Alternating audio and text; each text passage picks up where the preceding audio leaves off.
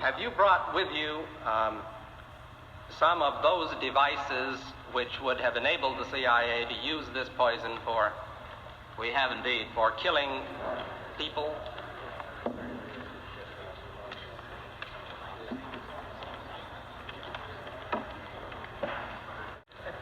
Don't point it at me.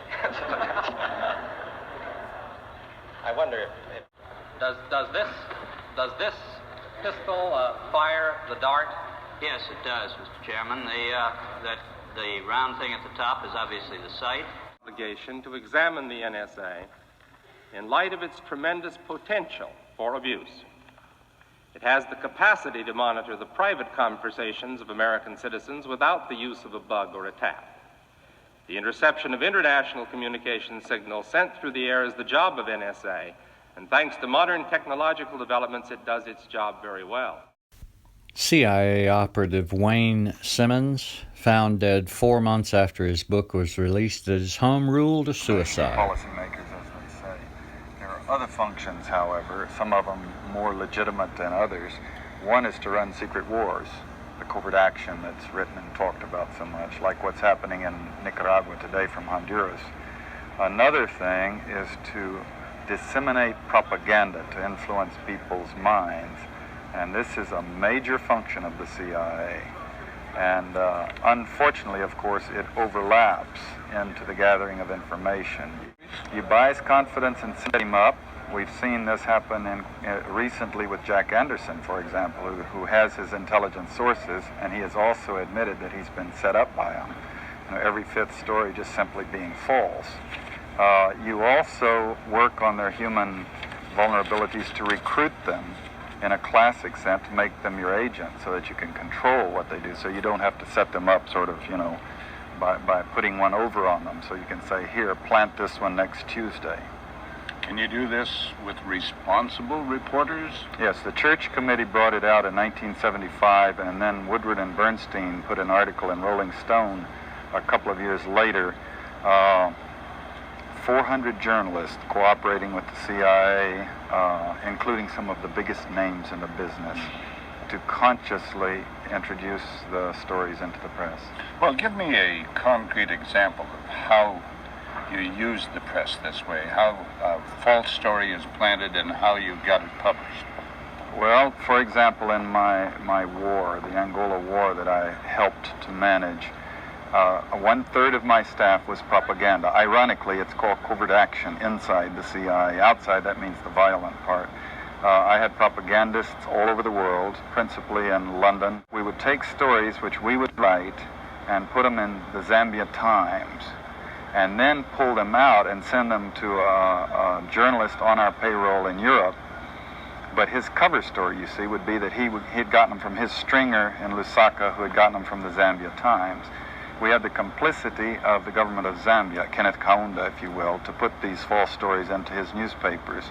But after that point, the journalists, Reuters and AFP, the management was not witting of it. Now, our contact man in Europe was, and we pumped just dozens of stories about Cuban atrocities, Cuban rapists.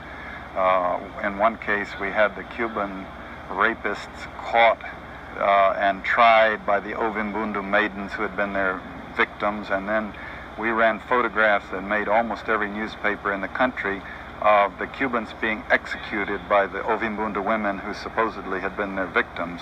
These were fake photos? Oh, absolutely. We didn't know of one single atrocity committed by the Cubans. It was pure, raw, false propaganda to create an illusion of communists, you know, eating babies for breakfast and that sort. Totally false propaganda. John, was this sort of thing practiced in Vietnam? Oh, endlessly. A massive propaganda effort in Vietnam in the 50s and in the 60s, including the 1,000 books that were published, several hundred in English, that were also propaganda books, sponsored by the CIA. Give some money to a writer, write this book for us, write anything you want, but on these matters, make sure, you know, you have this line. Writers in this country? Sure. Books sold and distributed in this country? Sure, yeah. English language books, meaning an American audience as a target, on the subject of Vietnam and the history of Vietnam and the history of Marxism and supporting the domino theory, etc. Without opening us up to a lawsuit, could you name one of them? No, I could not. The church committee, when they found this out, demanded that they be given the titles so that the university libraries could at least go and stamp inside Central Intelligence Agency's version of history. And the CIA refused because it's been commissioned to protect its sources and methods, and the sources would be the authors who wrote these false propaganda books, some of whom are now distinguished scholars and journalists. Well, doesn't the CIA flatly deny, they've admitted that there is some propaganda efforts, but their position is that those are all outside the United States, not in the United States. Isn't that true? Absolutely. While we were running this Angolan operation and pumping these stories into the world and U.S. press, exactly that time, Bill Colby, the CIA director, was testifying to Congress, assuring them that we were extremely careful to make sure that none of our propaganda spilled back into the United States. And the very days that he was giving this false... This CIA operative is talking about retired CIA director Bill Colby, who was shockingly found drowned outside of his home the week he was supposed to meet with Dr. Stephen Greer of the Disclosure Project. Testimony, we were planting stories in the Washington Post. So just keep watching corporate media. There's only 6 of them. 6 of them control 93% of all the information that passes before your eyes and ears.